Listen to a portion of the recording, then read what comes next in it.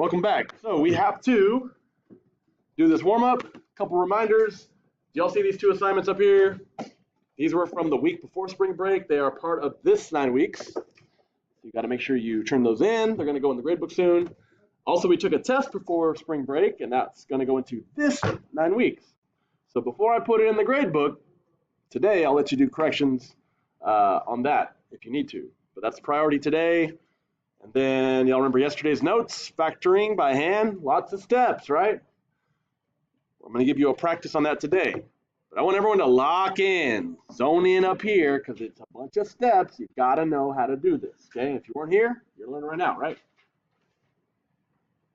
Okay.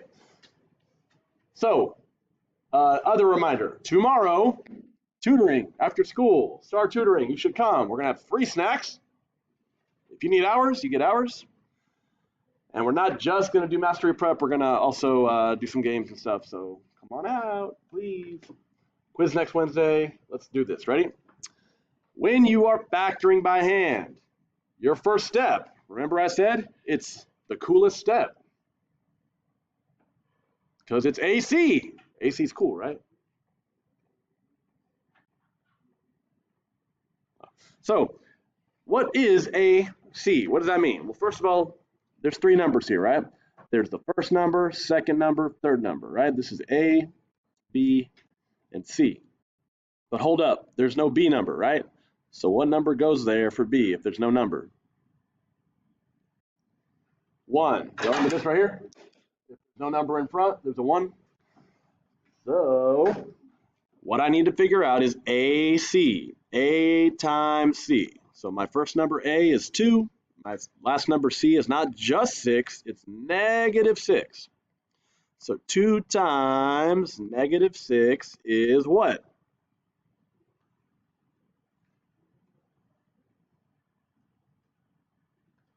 -12. Everyone understand? First step, A times C. Second step, write that AC, -12, off to the side, and we need to find all of our factor pairs. Every pair of numbers that multiplies to make -12, and we always start with 1.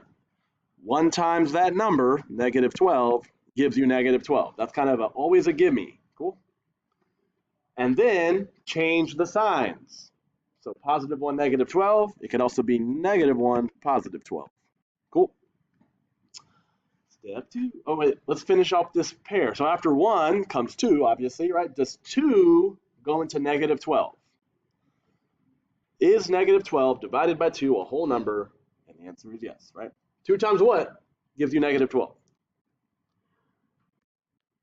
2 times -6. Okay. And then change both signs, -2, +6. We try 1, we try 2. Now it's time to try 3. So does 3 go into -12? -12 divided by 3 is -4. So yes, 3 times -4 gives you -12. Change both signs, -3, +4. Okay. So I know this has been a lot of work so far, and we're just getting started. But step 1, A times C. Step 2, find all the factor pairs that multiply to make that number. Then step 3, or part of step 2 really, which one of these pairs adds up to make your B term? My B term is +1. So out of all these pairs, if you add them all up, which one's going to give you +1? Any guesses or ideas?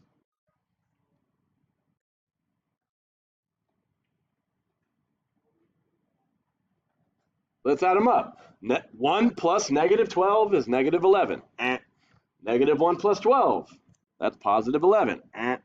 2 plus -6, or 2 minus 6 is -4. Nope. -2 plus 6 is +4. Nope. So it's got to be one of these last two. Which one of these last two is going to give us not negative, but +1? The bigger number has to be positive for it to be positive.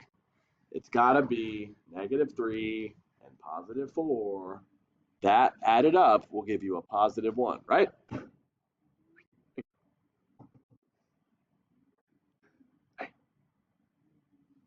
So here's the deal.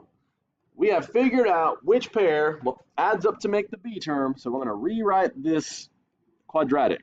2x squared plus x minus 6. Okay. So I know we just did a lot of preliminary work, but it's going to help us now for our grouping, because what we need to do is split the middle term.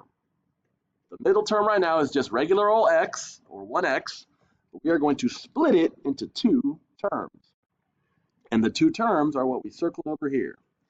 1x is really negative 3x plus 4x. And there's a reason why we split it. So we can group. Okay? So we split the middle term based on what we found out off to the side here. Bring down the first term, 2x squared. Bring down the last term, minus 6. Cool. The next step is we group. We're going to put parentheses around the first 2 terms. We're going to put parentheses around the last 2 terms. We are now thinking of the first 2 and the last 2. And this next step is the part where it can be a little challenging, but you need to factor each parentheses. Okay? So this first parentheses, what do they have in common? What common factor does 2 and negative 3 have? The answer is none. Okay, there's not 2 and negative 3. The numbers don't have anything in common besides 1. We don't use 1. But they do both have an x. Y'all see there's an x here and an x here. So since they have a common x, I'm going to factor out the x. And when I factor out the x, it's like taking away 1x. If there was 2 and I take away 1, there's 1 left over. Don't forget the coefficient 2. And then when I divide this by x, it's like taking away the x. The only thing left is minus 3. Okay, so the only thing those terms had in common was x. I factored out the x by dividing it. The leftovers stay in. And I'm going to do the same thing for my second pair off to the right. Okay. So what goes into 4x and minus 6 right here? Well, the numbers, they're both even, so at least 2 does. I want to think of if that smaller number 4 goes into the other number, minus 6, and it does not evenly.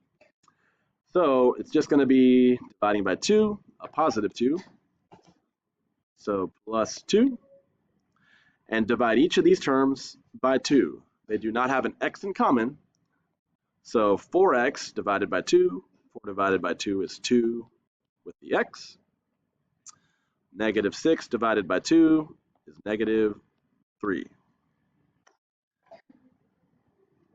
If you remember from the notes yesterday, you know you're on the right track if these parentheses match.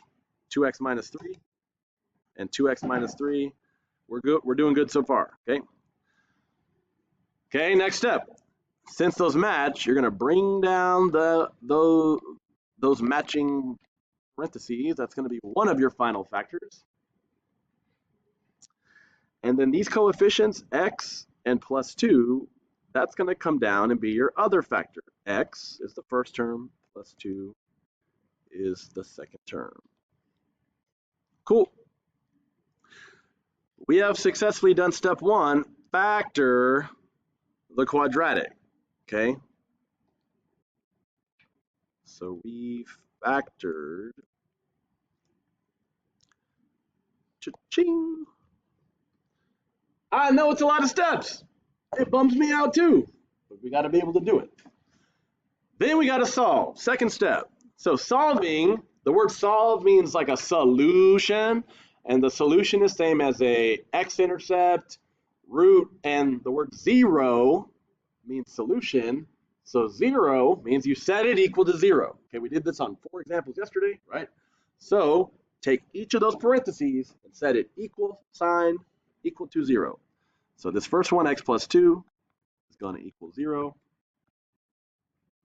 And then 2x minus 3, that one's also going to equal 0.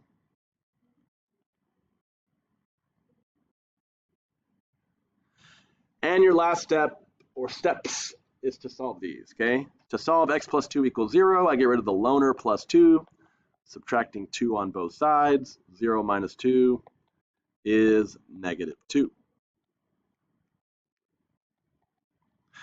Get rid of the loner on this one. Opposite of minus is plus 3. 0 plus 3 is 3. Get rid of this coefficient 2 by dividing, and you get x is equal to 3 over 2. That fraction is your answer. So now I've got these two solutions. I solved. Each parentheses equal to 0 is how you solve the quadratic, okay? I know it's a lot of steps, like 8 or 9 steps. This is the only way, for now, to factor by hand. In my opinion, it's the most straightforward, time-tested way, okay? There are other ways. They involve putting it in a box, getting confused, in my opinion. People mess up the negative signs. So this is what we're going to go with, okay? Now, I want you to refer to your notes from yesterday. This will stay on the board, so you can refer to it. And you're going to be doing 4 of them like this. Then you got some multiple choice. I need you to work on this. Don't forget about the 2 behind me from last week that you need to turn in.